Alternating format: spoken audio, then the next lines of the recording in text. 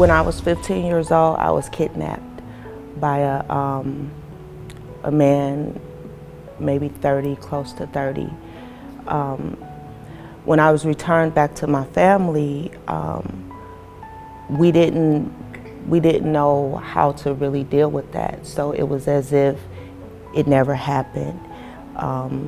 You know, either it didn't happen or somehow it was my fault that it happened, if that makes sense. And I was angry.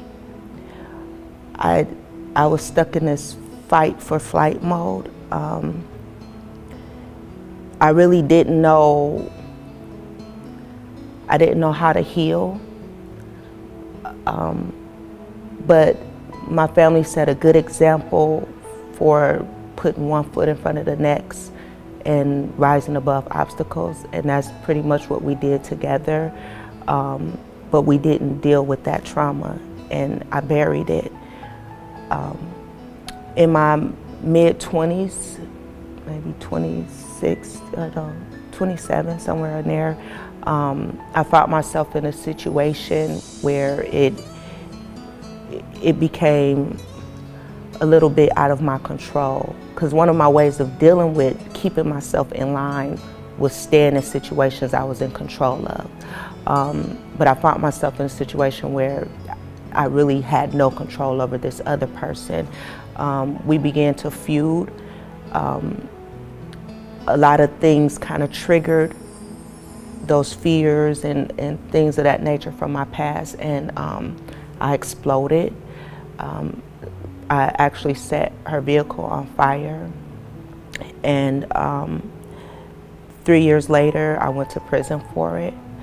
I was sentenced to 5 years in prison, and I actually did 3 years, and I graduated early through a program. I dropped my kids off at school one day to go to court, and I hugged them and kissed them and told them that I would be back to pick them up. And I was not. That day was the day that I was sentenced to 5 years. So I was truly broken. For a year straight, I cried every single day, all day. I didn't speak to people. If someone looked at me, I would cover my face. For them to come there every week, one, it just really showed me just the grace of God. You know, a lot of times we want certain things and we want it from certain people. And He like, no, that's not where it's coming from. I'm gonna send something else to you. And what they were doing to me was just so clear that that was His plan. It was divine order. And I was my own prisoner, or if that makes sense. And she helped me to see that. It had nothing to do with the walls that I was behind, or relationships, or anything like that. I was the person holding me back. And her ministry, it really spoke life into my life.